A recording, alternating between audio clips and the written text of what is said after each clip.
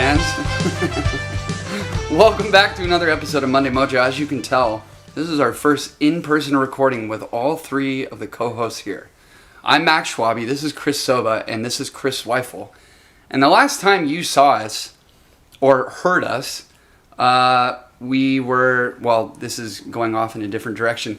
We've won every single game since you've last heard us.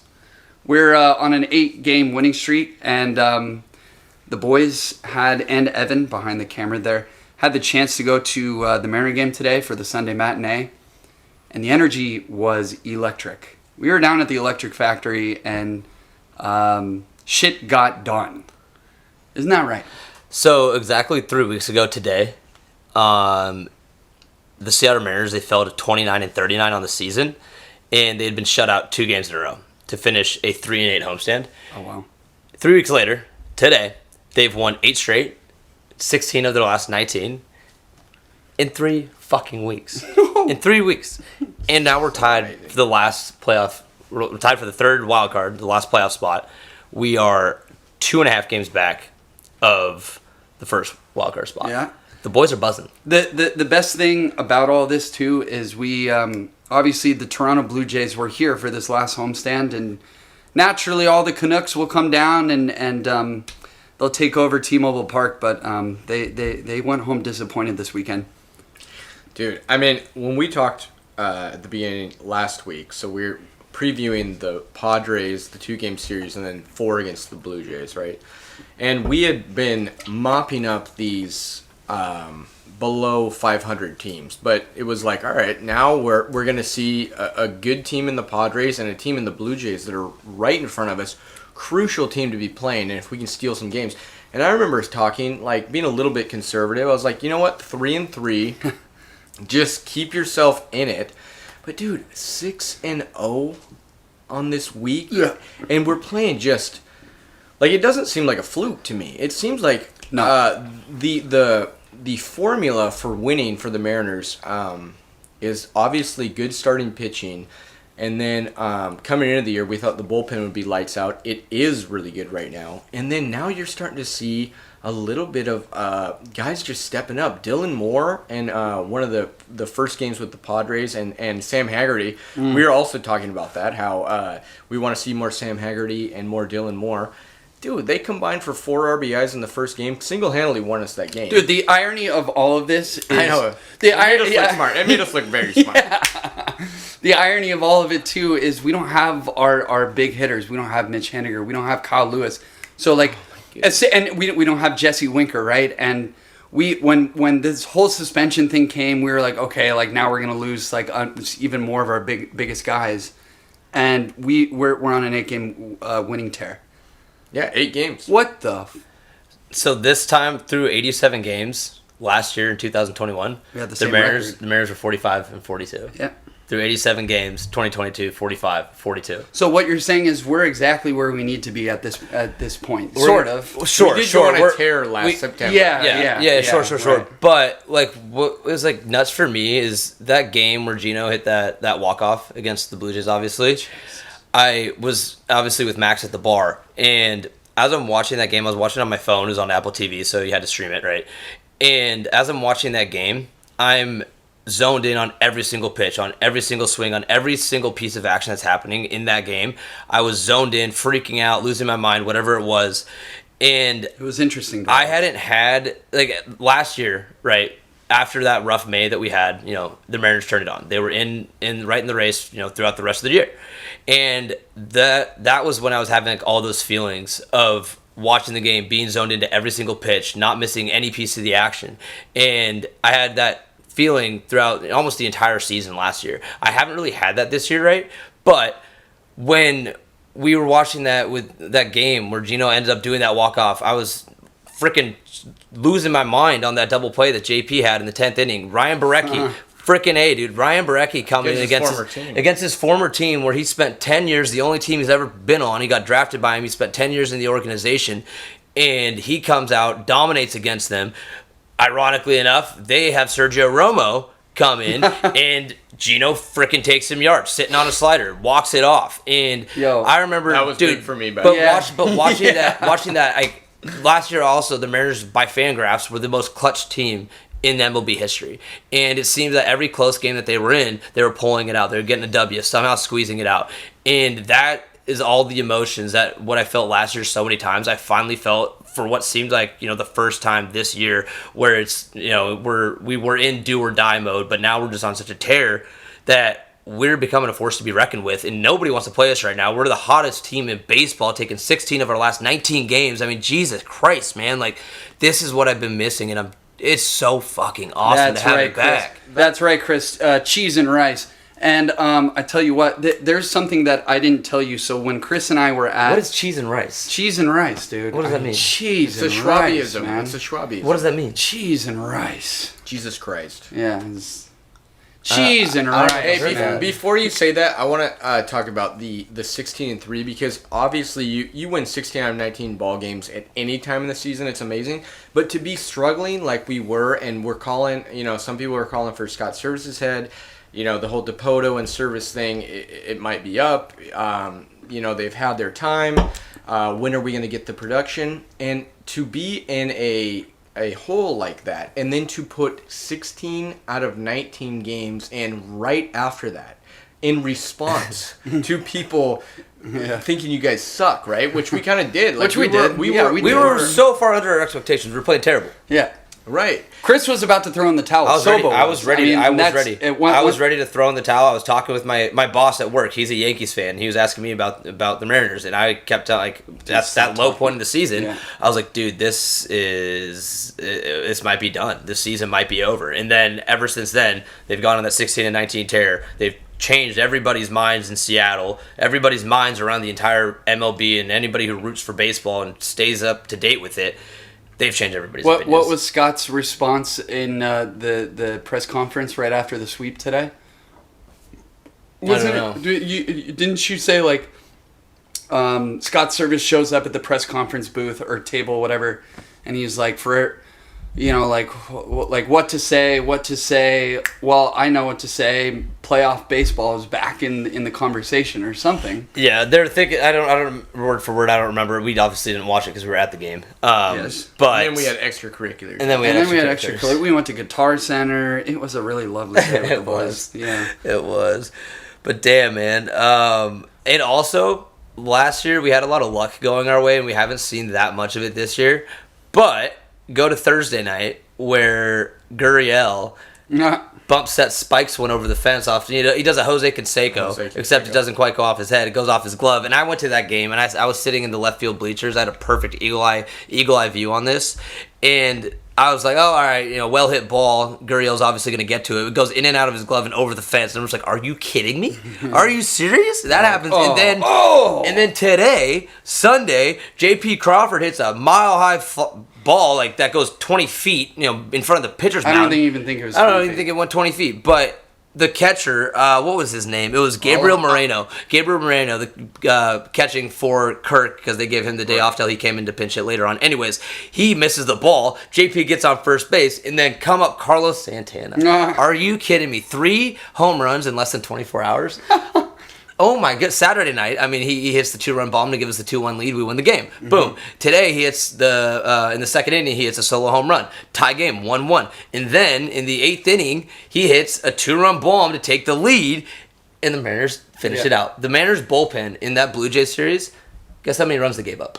They gave up one today. 1 run. For Penn. They gave up Penn 1 Murphy, run. Yeah. That was the 1 run. The Penn Murphy homer. That was homer. just today? That was the 1 run that the bullpen gave up. No shit. Through that entire series against the Blue Jays. Yeah. And how fucking awesome is it? Because every damn year, them Blue Jays are going to be coming up from north. They're going to be coming down to Seattle, and they're going to be taking over our stadium. We know it. There's honestly not much we can do about it. But for us to be able to, the first time in franchise history, through a 4-game series, we swept the Toronto Blue Jays. For the first time in franchise history. And they do it in Seattle, where the Blue Jays had so many fans come in, try and take us over, try and take over our stadium, and we didn't give them nothing. That's right. We gave them 4 L's. That's all we gave them. If you're from Toronto, if you're from Vancouver, if you're from Ottawa, you name it, have a safe trip home. And speaking of Canada, a couple of nice little fun facts about them. In Petrolia, Ontario, there's a law. In Petrolia, Ontario, there's a law that it is illegal to yell, shout, hoot, holler, sing They say keep your enthusiasm to yourself. That is a law in Petrolia, Ontario. And another weird thing about Canada is they don't buy their milk in jugs. They buy their milk in bags. They have bagged milk. Yeah. Oh, weird, right? What? Okay, in Petrolia, Canada, who do they have to root for in the first place? Nobody. They don't have any sports teams. So it's so a small, they would have province. to leave Petrolia to go to sing, to yell, to shout, hoot, and holler. They'd have to leave Petrolia. It sounds a little North Korea. Isn't that crazy? Well, dude, Canada's a great country. That doesn't seem like a Canadian. No, city. but it's just shit that I was digging up as I was trying to find, some bait on Toronto, on Canada, just to talk some smack. Yeah. Just to talk some smack. That's You're the gonna sole bring reason. up Petrolia to a I Blue did. Jays That's fan? exactly what I did. The first game on Thursday. That's exactly what I did. I was talking with these guys, and they were just like, "What the hell? I'd never heard that." None of them were from Petrolia. Yeah. But still, freaking weird stat. I searched it on Google. Go to Google right now if you're listening. Just go to Google and search Petrolia, Ontario. Can you yell? It'll be no. It's illegal. Keep your enthusiasm to yourself. And that's what. What do you get? Like a ticket? I don't know. I didn't look that far into it. You get a life sentence? Keep it down, sir. Yeah. Okay. Yeah, I'm curious Yeah, what this the, is what Canada. the, what Dude, the volume Chris is. Sobba would not fare well in Petrolia, Canada. Shit, no, man. No, I wanted them. You'd be in prison. I'd be You'd be the town over enthusiast. Oh man, dude, I'd be in prison. No, I'd have a lifetime sentence. Yeah, I I think, right? Depending on the severity of, But I mean- of how they measure this shit. I don't know how they do that. Talking Carlos Santana, right? So like these little moves that I don't know if Jerry gets credit for it. Maybe he does. Maybe you guys are all over it, and you're giving him credit. But I mean, Ty France goes out. He makes a small move for a guy like Carlos Santana, a switch hitter veteran that controls the strike zone about as well as anyone in baseball, which matches our team philosophy. Plays good defense, and then I mean, he had a little bit of a down season, but. He was trending upwards before we traded for him in that month. I think he was. It was hitting like 340. Yeah. In June. And so when he comes over, you're looking at his season stats, and you're like, Jesus, why would we trade for this guy?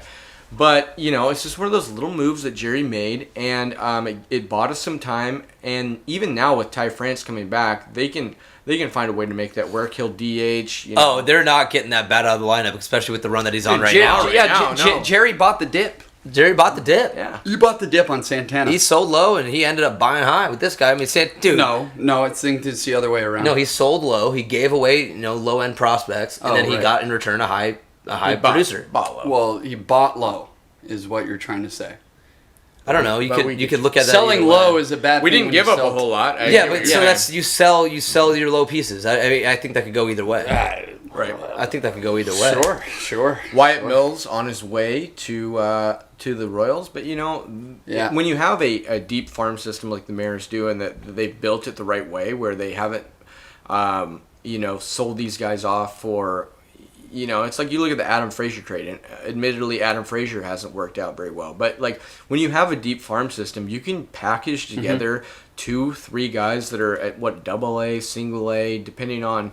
If it's a 27-year-old guy that's in AAA, or if it's a 20-year-old guy that's in single A, you can package together some guys if you have a deep farm system, as the Mariners do, and get guys like Adam Frazier, who hasn't produced, and we will probably reevaluate. Probably talk on Adam Frazier, and especially if we're looking at trade pieces that we want before the deadline. I think I was second thinking base about that in the game today. Second base is a spot that we probably want to look at. But I mean, just the Carlos Santana thing. I want to give Jerry a little bit of credit there. It's like you make a trade like that, a small trade that helps your team win when you're a little short-handed. The Seattle Mariners are 11-1 since they traded for Carlos Santana. Yeah, All he knows with the Mariners is winning. That's all he knows. That's all he knows, man. And I love seeing him get that ice bath today too. It's almost like indoctrinating him to the team. Like, hey, you're part of us. You've helped us win, and not that he needed that. He's a veteran. He knows how it goes. Even if you're struggling or if you're hot, he knows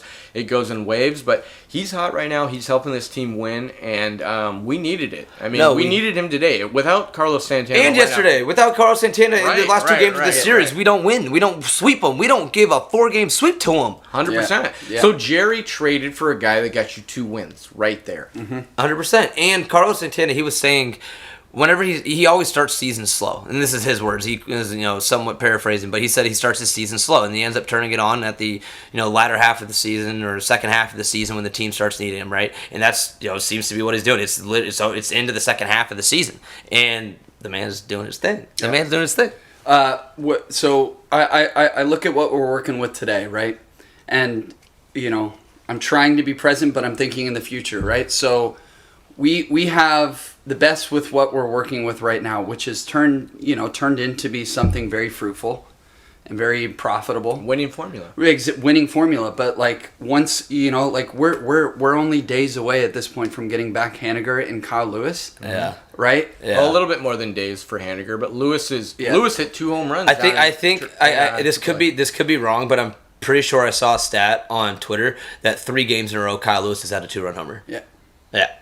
Dude, that's what I'm saying. Kyle Lewis is he's cooking. He's closest. He's ready. And even when we saw him for that short little stint, he hit 2 home runs. Uh-huh. I mean, one off of Verlander. God, I miss that man, dude. Yeah. I need Kyle Lewis back. I think it's a bigger point here that we're getting these guys back, and we're adding them to a team that's already hot. You're adding a Haniger. You're adding a Lewis. Yeah, exactly.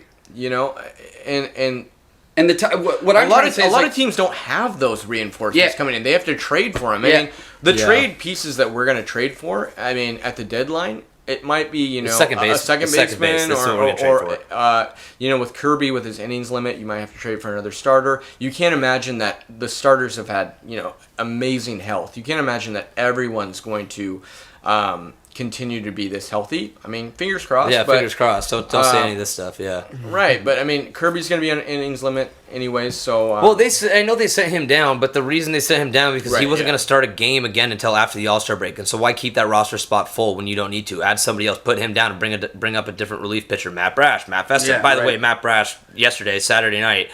Coming in, lights out, man. Oh my goodness. He got the win. He got the win. He was pumping. Oh my God. When we had Julio Rodriguez on, we asked him about Matt Brash, right? And Julio was saying, he keeps asking. He goes, I keep asking Brashy, when are you going to touch triple digits? When are you going to get to 100? He got there. Yeah, Saturday he got there. He was pumping 100-mile-per-hour heaters and then getting that nasty slider. My goodness. He feels, I know that everyone wants to, maximize the potential and you want him to be a starter. For me, I think he just feels like a really, really good reliever. Yeah. I think we might just want to just make the move. Yeah. Just make the move. Yeah. Just make him a dominant reliever. Yeah. Like high. Well, at some point he's going to be high stakes, but high leverage situation. Mm-hmm. Yeah.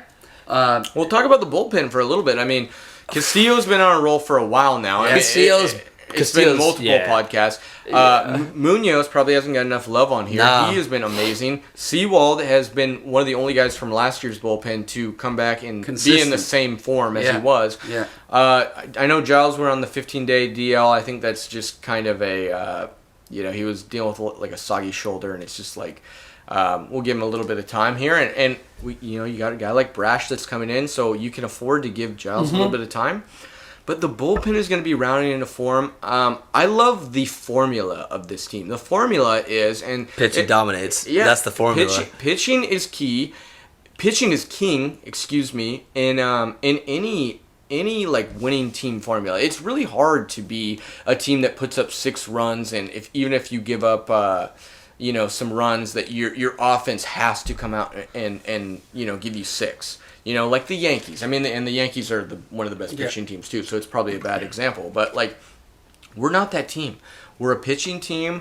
We're gonna win games 4-2. I mean, if we score 4 runs. Hold on, man. I don't know. I mean, if we score 4 runs, we're winning. Dude, this is a stat from yesterday, but in our last 22 innings, we had scored. In our last 23 innings, we had scored 22 runs, and so we got 6 today. Add 9 innings to 23. We're a little bit hot right now. Give me math there. That's 29. 23 plus 9? Plus 6. Oh, 23 innings plus 32. 9, that's 32. So 32 innings, and then 22, that's plus 28 6, runs. That's 28. 28 runs in our last 32. 32 innings. Yeah. That's incredible. Yep. That's incredible. And we're at a plus our run differential. We're at plus 22. 22? Plus 22. Yeah. Sitting 12 games back of the Houston Astros. And I know that obviously we're like, fighting for that wild card. Kevin Garnett said it. Anything is possible. If the M's goodness. in the next, after the All-Star break, we play Houston 7 times over a span of 10 days. Jesus. It actually gets really tough. It gets the Houston, and then we got the Yankees for 2 series as well. But I mean, like, dude, you look at the teams in front of us. Cheese and rice, man. The teams in front of us in that wild card spot. That's a stupid saying. Now that we passed the Guardians, the teams that are right in front of us, and actually now we're tied with the Blue Jays. Yeah, that are next to well. us actually. But the Blue Jays, the Rays, and the Red Sox, they're all in the same division, and they're gonna have to play the Yankees. They're gonna have to play each other. They all can't win. I mean, so you're looking at a situation where there's an extra wild card spot this year. I think we're a better team than the Guardians. The Angels have completely fallen off. I'm not worried about any of the teams behind us. And the teams in front of us, like I just said, they can't all win because they're playing each other. And we're getting help from teams like Detroit Tigers. We're getting help from teams like The Cincinnati. Orioles. The Orioles won 8 in a row. Cincinnati Reds just swept Tampa Bay. Yeah. We just swept Toronto. And then New York almost swept Boston. I mean, everything that we needed to go right over this last week went perfectly right, except for the Red Sox beating the Yankees today on Sunday. Everything else went our way. This is something you don't see. This is stuff that you talk about like in best case scenario. It feels like last year. It's like in best case scenario, we're going to need this to happen, this to happen, this to happen, then we're going to need to continue winning. And all of that shit just went down over the last week. It's also funny because like here we are right before the All-Star break and everyone's already talking about the Mariners like, "Oh, dude, like we're lined up for that third wild card spot." And it's like, "Well, we have another entire half of the season left to go, but what does matter, and we're going to keep referencing this, Zweifel. We are. What's that? We're in the middle of it. We're in the middle of this race. We're right back in the middle of things. Yeah. Bring me back to the middle of it, and here we are. The middle. So listen to this. Listen to this. After the All-Star break, on June 22nd, our first game back, our first series back is against Houston, and then it's against Texas, and then it's against Houston. And then New York. Yankees come up, right? Yeah, Twice. August 1st through 3rd. Yankees are coming here. We go to New York on August 1 through 3. Then we come home and play the Angels for 3 days, 4 games over 3 days.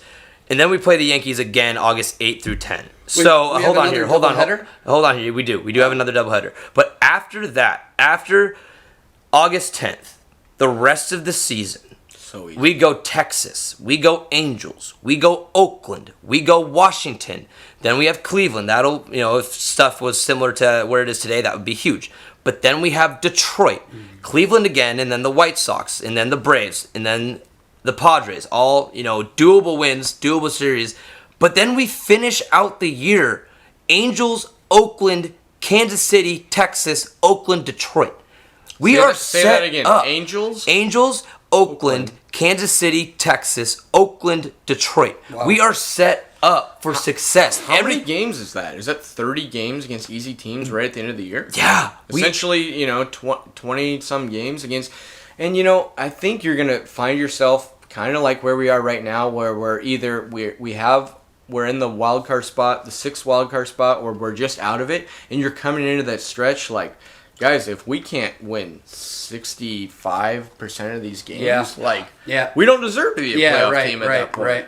Right. Well, what matters is like I said, like we're right where we kind of want to be, as far as making up for lost time in the early 3 weeks end ago, of the season. man. 3 weeks ago, I was saying we will be 1, lucky if we're at 500 by the All-Star break, and 2, that we're going to need to be at least 500 by the All-Star break if we even want to have a chance of a prayer of sniffing the playoffs. Yeah. And damn it, look where we're at. Well, look where we're at. This is crazy, man. Like, god damn it, right when they take you, right when you think that you want to give up, they frickin' pull you right back in. And in baseball, it's tough. It's so awesome. Real tough. It's so awesome. In baseball, it's so crucial to, at the deadline, be in a position, because if you're not in a position to buy, because if you're not, then your GM or the ownership takes a stance that this season is a season where we can trade expiring assets for future assets, and we don't want to be. We've waited long enough as Mariner fans. We want,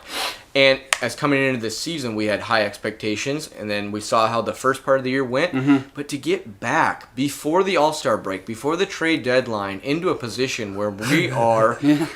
Looking at these teams right in front of us, and we're like, we're here. The Mariners are who we thought they were. Yeah. We're right here, and we're gonna add. We're gonna add. There's pieces that are already in the organization. They're coming back, and then there is a Jerry DePoto that's hungry. We already know that he's one of the most trade happy GMs in the league.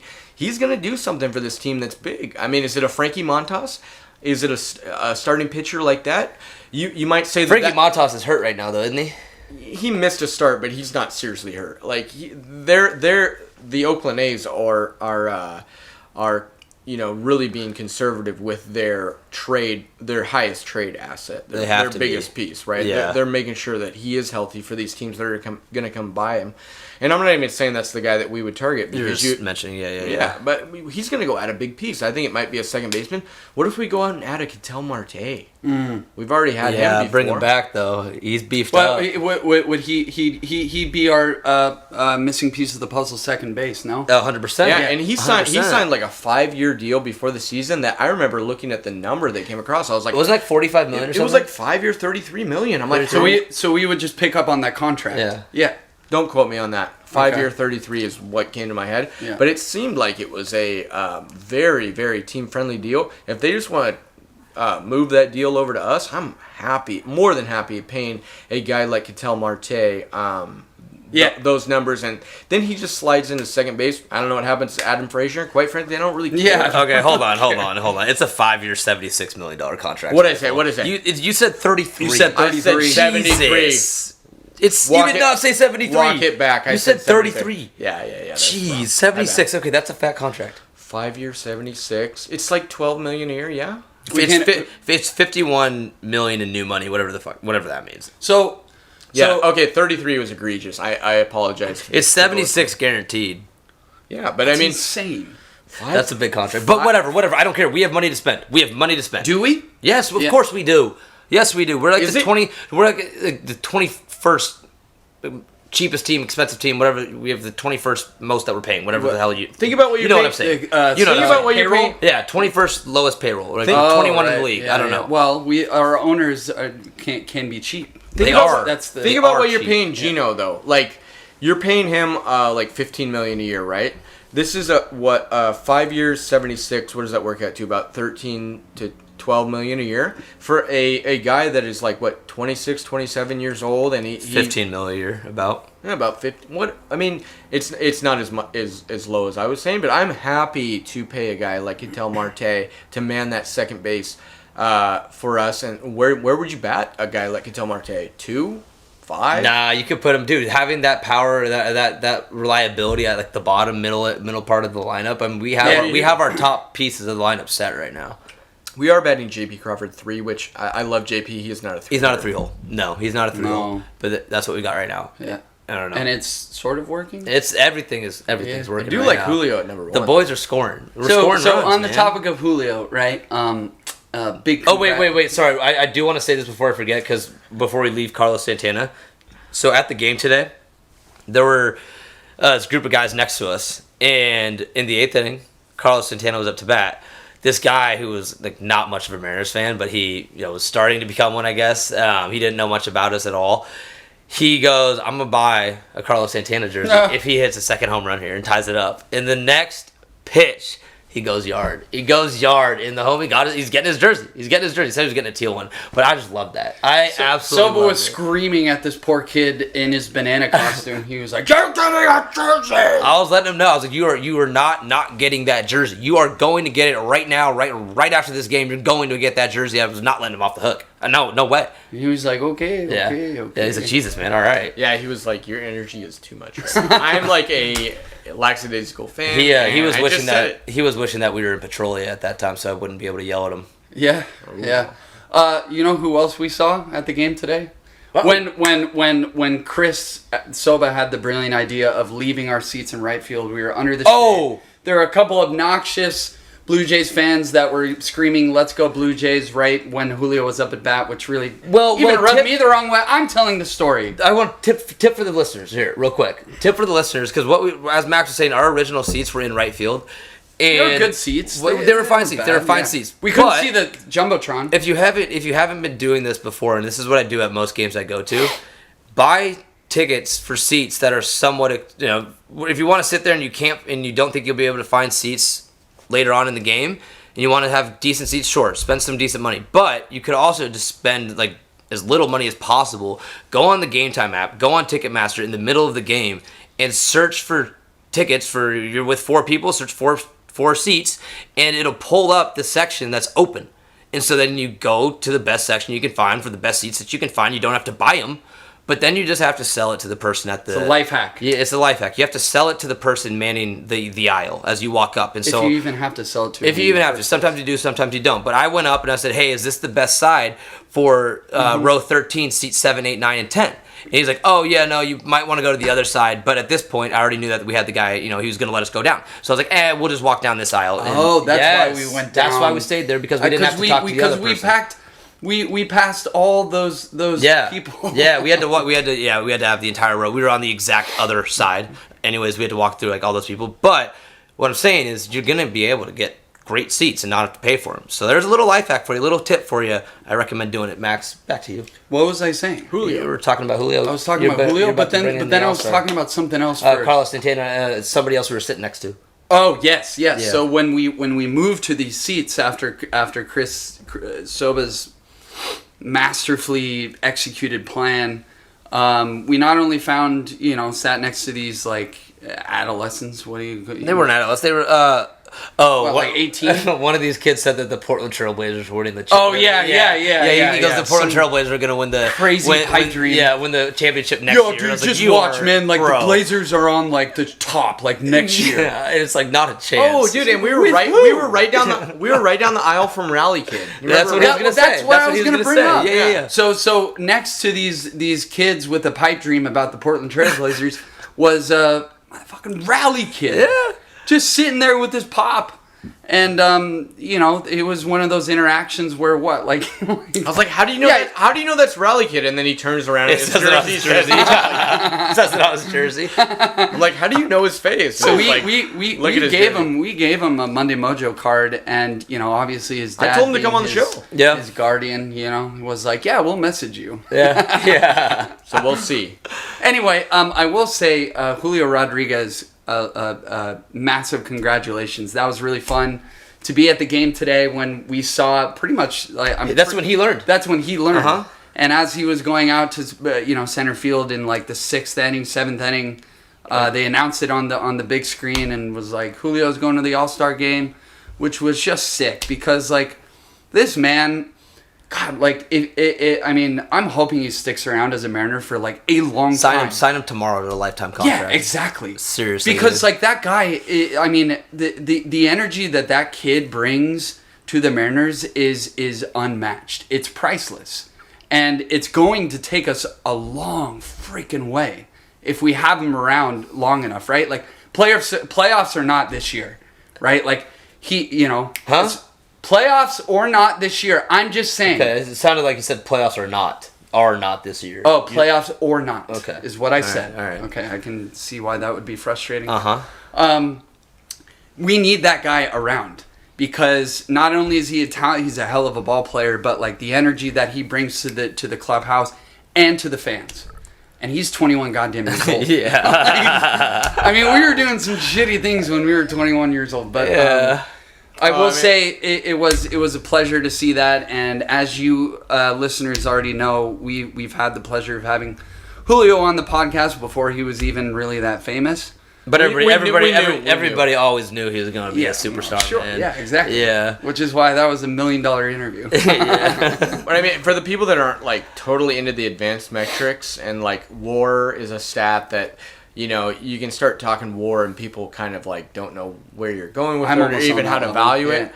But he has a 3.5 WAR and we're halfway through, right? And a 7 WAR is like you're in the MVP talks, and we're talking about a guy that if he puts up the same second half that he did in the first half, it would be 40 bags, it would be 30 home runs, and then you're looking at what he does defensively. Probably 170 hits, 180 hits. Yeah, I mean he is in his rookie goddamn year. Yeah. I love everything that you're talking about, and I know that you know his value is not only what you're talking about with the intrinsic and extrinsic. Exactly. Not even but his stats just speak for themselves is what I'm getting at. Even though I love everything you're talking about with his energy and everything, if he was a shit bag and he was putting this up, I would still sign him to a huge contract. That's why we're hyping him up right now, because he's when you add that superstar. fire, exactly. When you add that fire to what he's doing statistically, it's another level. Yeah, that's another level. He's a superstar. And then all of a sudden he has a value that you really cannot match. Yeah, right? Because you look at how he interacts with the fans. Yeah. Like when it got put up on the board, like you saw him look up there, he's pounding his pumping, glove, and then the no-fly zone that's out there in center field. J-Rod squad. Yeah, he's interacting with them. He's everything and more that we would think he would be. Yeah. And I love me some J-Rod and congratulations. I will take a slightly negative turn. Yeah. How can Ty France not be? I don't know. That is absolutely. I've been you're trying. You're a finalist to start. Yeah. And you don't make it, but what's going to sense. happen? Ty France will still be on the All-Star team. Yordan Alvarez, he's going on the IL today, and it seems like there was one other name, maybe it was Correa, somebody who was still evaluating if they were going to play next week, so in the All-Star game, and so that could be 2 open spots for that reserve list to get added to, and so it sucks that he's not actually on the team. He doesn't actually make it, as you would hope, but it's looking pretty likely that he's still going to end up winding on that All-Star team in Hollywood. Okay. And then Logan Gilbert, who it's not a complete travesty that he's not on it. I think there's a lot of good pitchers, and he was kind of a fringe guy. But I think he does. He makes a great case. Yeah. I think he deserves to be pitch on an it. inning. It's the thing that every team has to have a representative, and a lot of these teams' representative is like, say, the Rangers, their representative is Martin Perez, who's a pitcher. And it's like, so that takes up a spot that you can't give to Logan Gilbert. There's a couple other teams like that where their representative is a pitcher. But, even in Gilbert's case, I think he has been, a top 10 starting pitcher in the AL, and he's dominant. And guess what? And he gets left off as well. So Yeah. we only have the one representative. But yeah, Ty France is going to get on there. Dude, Yeah, it's just it's frustrating because we've been playing such good baseball to have one and again, yes, we did have a very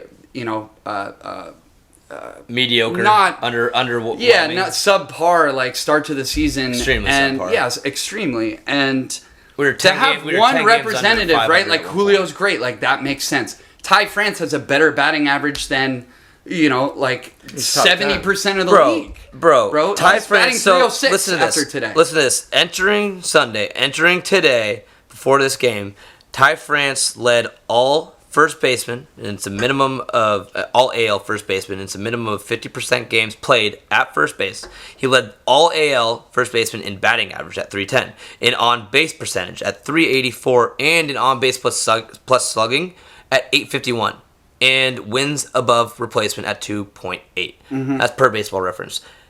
The fact that the man, there's really only one stat and one fact that we need to look at is that he was a finalist to start. Yeah. And for some Exactly. fucking reason, the MLB doesn't have him That's why I was trying to ask on the you guys, reserve list. That makes no sense. In So- no world, in no situation, no what scenario. kind of foul play is afoot, dude? That there's something going on in upstairs. It's crazy. I don't know. I guess the way they're looking at it is the Mariners, will have one representative, which I think it should be Ty over Julio, in all honesty. I mean, Ty's had a better season. Yeah. He's been way more consistent. I'm But okay with that's saying not that. taking anything away from Julio. Right. Obviously, I'm fucking pumped that he's on that team. And it was so cool to see him find out when we all found out at the stadium. That was just an electric atmosphere. But it blows my mind. It makes no sense that the MLB decided to not have Ty France on there. I mean, my All-Star team includes Logo, it includes Ty France, and it includes Julio. Yeah. And Julio was saying after the game, I was reading on Twitter, that he was so pumped. His first thoughts was like, hell yeah, I'm going to the All-Star game. I'm going to Hollywood with Ty. Me and Ty, we're going representing. And then he finds out later after the game, he's like, oh my God, Ty didn't make it? Oh, what? Dude. He was like, it took away kind of the hype and the enthusiasm I initially had. Yeah. And it just makes no sense. Well, and then they have the new thing that they're doing where the commissioner has a guy from both leagues that is kind of an honorary All-Star. And I thought it was a cool idea, but it I'm okay with it. It seems, but if it's taking a spot, it seems like it should be an additional spot, not taking a spot away. So Miguel Cabrera is on the AL team, and if that, and I have to look more into it, and I think he is taking a spot away. But if he's taking a spot away from Ty France, come on, man. That's absurd. Come That's on, Miguel. absurd. I like Miguel Cabrera, but dude, you're taking away a guy's like. His first All-Star appearance, and he's having a great year, like, and you're gonna get your 10th, and like you're not even having a good year, like that doesn't feel good. Come on. Right. And Albert Pujols is for the NL. Yeah. I mean, like, what are you gonna do? Like, I'm not gonna sit here and complain about like two greats like going into their last All-Star game. I would like to see them, but they shouldn't. It should be an added spot. Yeah, it should be an added, not taking away a spot. But with all that being said, I feel bad for Ty, and if Julio didn't make it, I feel bad for him. Whatever. I don't give a shit about the All-Star game. I don't care. All I care about You've is changed your tune on that in recent years. Well, you used to care about it. Maybe I guess, but I care. Where I'm going with this is I don't care about it because all I care about is a 21-year drought that I want to end. Huh? That's all I care about. And right now, with the way the boys are playing, Preach. That's all that matters. Yeah. That's all that matters is where we're headed for the actual regular season, for the games that they are, for the games that actually count, and that is where they're focused. And that's what Ty ended up saying at in an interview at the end of the game today that he's disappointed, all that stuff, but what he's focused on is getting into the playoffs, and that is really what we need to care about. Yeah, we want our. Did he actually say that? I paraphrased it. It's along those lines, but that's the idea. But all that matters is what we're doing, in the actual games that actually count, and that's what we got to focus on. I suppose. I just you got to give credit where it's due. But we're gonna get over it because you're right. The eyes on the prize right now is ending the 21-year-old drought. And that's what we're headed towards. I do have to come out with something on this podcast. I need to make a public apology. Yeah, to who? I need to make a public apology not only to our listeners but to Cal Raleigh. Look, doesn't have the greatest batting average. 199, right? 199 is his batting average, which isn't good. But I will say the way that Cal fills in holes for this team, you got to appreciate it. Well, and his values in his slugging. I mean, obviously, right. Obviously, it's already a given behind the plate what he does, but the 199 can be misleading. Yeah, exactly. And he's doing a lot better than he was last year. No. He's 100%. Exactly. He's making. I had no and that's why Cal Raleigh. Yeah, exactly. And that's why we brought him up. And there's a lot of people that actually, outside of just you guys, that I've talked shit on Cal Raleigh for, that are like, dude, just. Everyone came at you. Yeah, no, a lot of people came at me. Claire Vallot came at me. She's an active listener, dude. She's like, dude, Why do you hate Cal Raleigh? Yeah, exactly. Well, it's just like we've been starved. Part of being a grown up is admitting when you're wrong and then moving forward. No, you're right. You're right. And I think you've done I'm that. very much a grown up. You don't have to tell me twice. You're grown. You're grown. Dude, I'm a grown ass man. Yes. And so is Cal Raleigh. Cal Raleigh's a grown ass beefcake man. He hits dingers, and when he hits dingers, we oftentimes win, and I mean more than just often. We lost one game, and that was against the Orioles. We hit the solo shot in the 7th inning to take it from 7-0 to 7-1. 7-1. Yeah, so that was a bittersweet homer. We talked about that last week. Well, yeah, that wasn't. There's not much you can do about that. But no, Cal is to an extent like you see him play enough games. He is consistent to an extent, right? Like you're not going to count on him getting a single every time by any means. Don't get me wrong, but like when he's up there, there's a good chance that he'll do some damage. He tied the game today with that sacrifice fly. That's all we needed. That's all we needed. His wife will bet that he would get 6 bags today. He got barely one. Risk reward. Yeah. Risk reward. Yeah. But did you talk? So the beautiful thing about, I think we were bringing this up earlier, but we didn't finish saying it. The beautiful thing about Eugenio Suarez's walk-off 3-run bomb was the day before that game at 3:30 in the morning. I guess day of that game. Christopher Zweifel, he couldn't sleep, so he goes on to MyBookie and he makes a bet. And this bet is that the Mariners win that game by exactly 3 runs. No more. Friday's game? Friday's game. Yeah. That it's no more than 3 runs. It's no less than 3 runs. It's exactly 3 runs that the Mariners win that game. It goes into extra innings. Sorry, is not a good Zweifel. sign. Sorry, buddy. That bet's out the window. It's gone. Oh, wait, that's over. That's what you think. It's gone. But then they decide to intentionally walk Carlos Santana to put the force outs on. And naturally, there's a guy already on second base. Yes. There's the ghost runner, and it's not a ghost runner because somebody's actually fucking there, so it's not a ghost runner. Yeah. I don't know why people call it that. I don't know why I just said that. Anyways, then comes up Eugenio Suarez against Sergio Ramos. Yo. So what I wanted to tell you. Let me finish this though. Okay. Let me finish this. And when that ball left that bat, obviously I'm losing my mind over the Mariners winning, but then I'm just sitting there thinking, damn, what's Zweifel going through? Because his team just won on walk-off fashion, and his $50 bet just won him $500. So that's a win-win for you, my guy. I'm not even a guy that usually wins stuff. Like I did get super lucky in the 2001 season, and I caught a home run ball, which is a thing that doesn't happen to from who? Anyone. Brett Boone. And he was in Oppo Taco. Yeah, Oppo Taco. He was sitting in right field. Yeah. Oh, so he goes Oppo Taco, bat flip, and no, I got to correct you guys because I said right field, so it's not your fault. I was in the left field bleachers.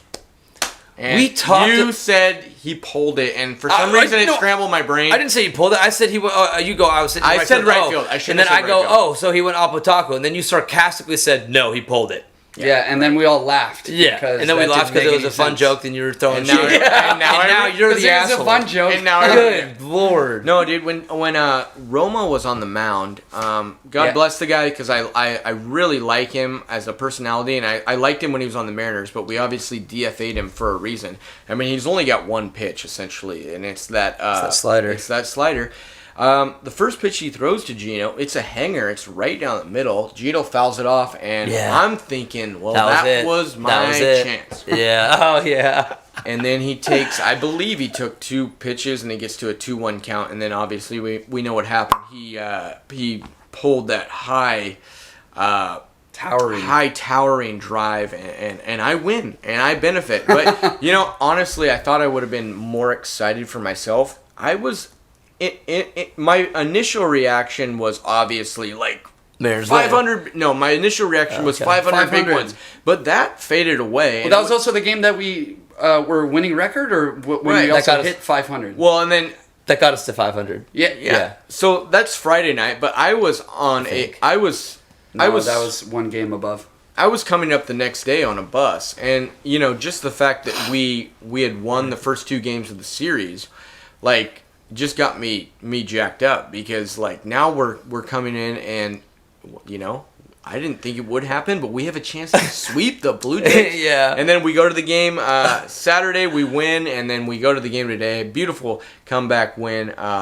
Big shout out to Carlos and Carlos Santana. So here we go, baby. There was a story I needed to tell you about that night because Chris and I were at the same bar on Friday, right? Uh-huh. It was after a doubleheader softball game for our beer league softball team, which we're absolutely raking. I thought we said we're not talking anymore beer. Well, I'll talk that all day, baby. Dude, but when you win games, you need to talk about winning games and not losing games because that's all we do. Figure out softball's playing like the Seattle Mariners. So we wrap up a great, a relatively great doubleheader day because we tied the first game. Yeah.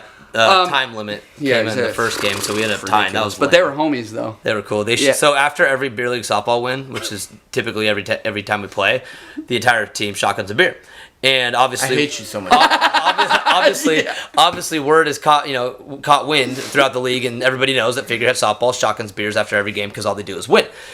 And we tie. And so one of the guys on the other team, he comes up and he goes, "Hey guys, how about we all shotgun beers together since we tied, and you guys can still, get your shotgun in." We're like, "I love that idea." Yeah. Now I'm somewhat okay with this tie. Yeah, Nobody likes got tying. allies. Yeah, yeah, we got allies, and so that was pretty tight. I enjoyed that. Anyway, so we wrap up our doubleheader. We all go to the dock, right? And we're watching the Mariner game there, and there's karaoke in the background and like drunk people and people playing cornhole and whatever. And Chris is just sitting at the table that we have, and I'm checking in on his phone, but he's just glued to his phone screen. That's what I was saying earlier, dude. He was glued to it, and then time passes, and we find some other buddies that are sitting up at under like some canopy up at the bar. And they were streaming the game on their phone to a big screen, right? Yeah, so we connected to the TV. Yeah, so I got to not have to watch it on my phone no more. So we move up there, and then it's extra innings, and that's when you start texting the group chat, our group chat, and you were a tad bit ahead of us. Well, no, that's the thing. I don't think he was. No, I wasn't. Because here's what happened. So did you say go Mariners? You texted go Mariners, and then the home run happened. This is what happened. This is what happened. So Sergio Ramos comes in. Sergio Romo. Sorry. Sergio Romo comes in. And we're all looking at each other, and we're like, dude, hell yeah. Like, this guy is about to get, we're about to tee off against him. And you had texted that to the group, too. You were like... Sergio Romo, and I said, congrats, Mariners. And then he said, congrats, Mariners, referring to the fact that we had Sergio Romo in there. But right when... So then I was like, yo, Chris, check your phone. I was like, Sobba, check your phone. Because Zweifel's going off in the group chat. Yeah. He was like, no, it's charging. So I come over and I show you the phone, and I'm like, right on, like Sergio Romo, and then Suarez is up to bat, and then we get an incoming text from Zweifel. He goes, congrats, M's, and Sobba and I look at each other. I interpreted that as I can see how you. And then we looked at each other, and then we looked up at the TV. Yeah, no, and then all the guys that were around, I go, guys, the Mariners just won. Thinking that was the text that confirmed it because that we were behind since we were streaming it. When in reality, it was. But the next pitch, he hits the ball, and so the Mariners win. So that's just crazy how that works out. Yeah, it was. Holy shit! It was very crazy. But it turned out you were just saying, congrats, Ems, you have an easy pitcher. Yeah, I was being bada bing, bada boom, not baby. much then seconds later. I was being very cocky, and I usually don't like to do that, because I don't want to jinx the team. Of course. But Sergio Romo was coming in, and I was like, dude, what are these guys doing? Maybe they just didn't have the arms to throw, but I'm like, you're gonna throw a only 11th inning. You're gonna throw a wiffle baller up there against Suarez, who's just sitting on it. He could have hit the first one out. Yep. He did. He missed. Yeah. But then the next, 2 pitches goes by, and then he does come through with it. Yeah. I'm like, what did you guys think was gonna happen, man? I love you, Sergio Romo. I'd love to have you on the podcast, but you're probably dude. But also probably done in the league. I know it was on Apple. I know it was on Apple TV. And like different broadcasters, but that call that broadcaster did, where he's like, good. It was great. And he goes, "It's high, stay fair, good vibes only, good vibes only." And then you see Suarez doing his binoculars, yeah. Oh man, good vibes only for sure, dude. That's what that's another thing about this team. I know we might. It might be, risking changing the topic, and I don't know if I want to do that, but I just love the characters on this team. Uh-huh. Like even though Winker hasn't been great, I really like Winker. I love Gino Suarez's personality. Mm-hmm. Obviously, Julio's personality is amazing. JP's has been awesome always. Yeah, JP is a leader. France is a leader. I really like the chemistry of this team, and I mean, we could even kind of pivot into what you want this team to add. I think it's obvious. It's very obvious a second baseman and maybe another pitcher. But like when you're thinking about the players, the players that are coming back and what we already have, like the guys that I'm already comfortable with every day, there's not a whole lot. We're pretty loaded. There's not. And they were saying with as they're saying, the types of guys that we have on the team. Carlos Santana coming in with the veteran leadership, the experience obviously in his very long MLB career. JP was saying that the camaraderie that they had beforehand, like, is even gotten like immensely stronger with what Carlos Santana, his work ethic, and the way that these young guys see him prepare. Everything about the way that he goes throughout his day and whatnot has been inwoven. It's been embedded within the culture that was already super strong amongst all these players, and now it's even stronger. And so like that's another thing that an older guy like that brings in.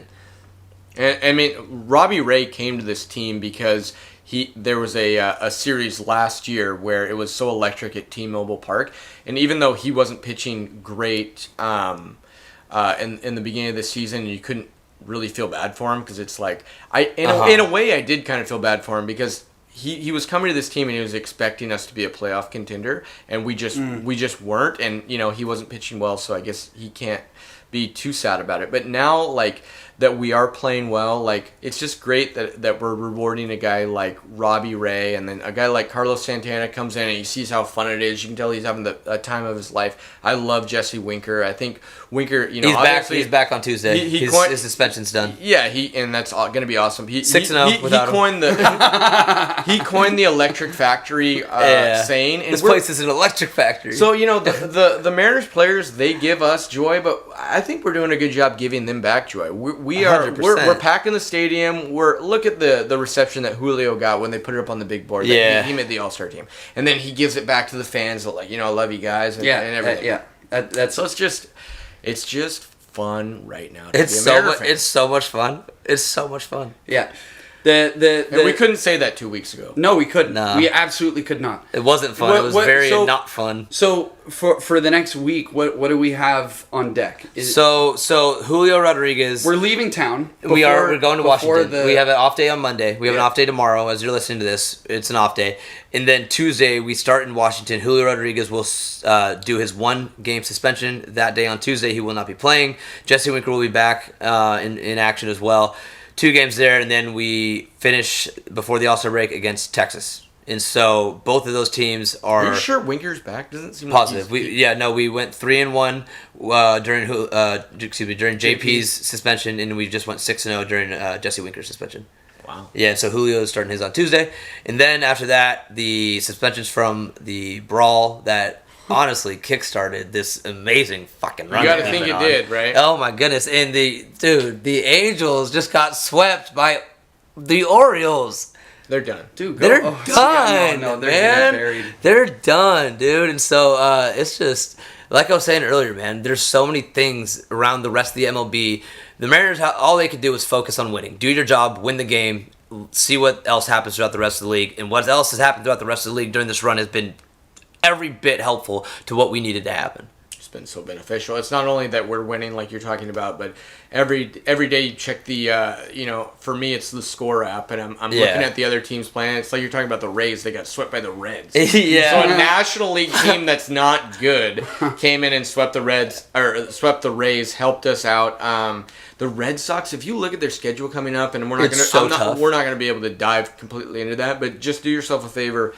If you care about it, look at the Red Sox schedule. They play a lot of really, really tough the AL East is just going against each other for it seems like the majority of the rest of the year. Yeah, it kind of goes for dogfight. Yeah.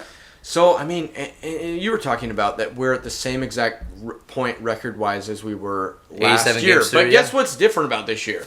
There is another wild card spot, and we have a guy named Julio Rodriguez. I think it looks really good for the Mariners. It looks so good. I will say I'd like to take one of the top 2 wild cards though, just so like. Right now you're starting to get greedy, right? Now you're like, I want the number 1 wild card spot, so we get to play the winner of the AL Central, which will probably be the Twins. Yeah. So it's like I'd rather play the Twins than the Astros or the Yankees. Right. I know I'm crazy, and I know this is stupid, but damn it, man. I mean, 12 games back. 12 games back of Houston. That's I know. It's fucking nuts to say that, and like it's like so in everybody's mind. It is nuts. The dumbest thing to say. Throw it out I smell 95. They're gonna go in a slump, and we're gonna go on a tear. I mean, the fact that we after the All-Star break, within 10 days we played them 7 times, and so Oof. I mean, anything can happen. Think about this though. Would that even be I know this is going to sound like Looney Tunes, but would it even be beneficial to win the AL West? Because then the number one wildcard team would probably be the Astros, and then you're playing the Astros, a team you want to avoid. Yes, but it would be at home. It's all at home. Yeah. Exactly. It's all at home. But I want to avoid the Astros. I just want to avoid the Astros. Sure. So if we get the number one wild cards, I don't know. Who cares? It would probably be whatever. the Astros. Get me into the playoffs. Get me into the playoffs. Get me into the playoffs. We are getting ahead of ourselves, but I tell you what, listeners, thank you for listening. Well, no, we have to bring this up because we haven't yet. Robbie Ray in Saturday's game, he in one of the innings walks the first two guys, gives up a single. Bases are loaded with no outs. Robbie Ray gets out of it. He doesn't allow a run. For him to stay composed, stay confident, do his thing. That would have been his inning. That would have been his inning. Yeah. That would have been the blow-up inning, and he didn't let it happen. Yeah. He didn't let it happen. He stayed with it, and he got out of it with no freaking runs scored against the Blue Jays. Like, dude, they're in their last 10 games. The Blue Jays are 1-9. In our last 10 games, we're 9-1. And so, I mean, just as we've been saying this entire show, everything that we've needed to go our way has gone our way, and vice versa for have a safe ride home, Toronto fans. Also, we don't brush over the quick 2-game sweep of the Padres. That's a good feat. That is. Hey, I know. Typically, when there's as he brushes over it, I know. No, I know. Typically, there's a sweep. If a sweep happens, it's one sweep within 2 series over the course of a week. We got to double down on how sweep it is, because how sweep was this week? It's real sweep. 2 sweeps in 1 week. Are you kidding me? Call the janitors, get your brooms, get your dustpans, and start getting that dust swept up, baby. God damn. We are in the middle of it. We're back in the middle. Bring me to the middle of it. Back in the middle, baby. I love that you brought that up because we love our girl songs on the podcast. "Breathe" by Michelle Branch, absolute banger. Branch Banger. or French? Michelle Branch. Just I thought you said breathe. French.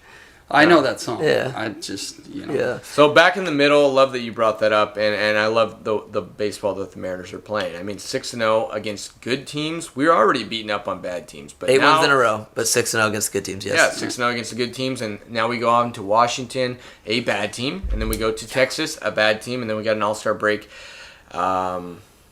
And then we just keep rolling. Let's make this next week clean. Yeah. Let's just give winning. the many Mariners that deserve to be at the All-Star game a nice restful break, and then we'll come back just like chipping. I think that's it for this episode. I love. And I hope you don't mind. We used one microphone.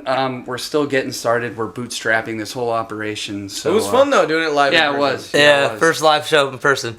If you're watching, if you're listening, go freaking Mariners. Thanks for sticking with us, and we'll see you next week.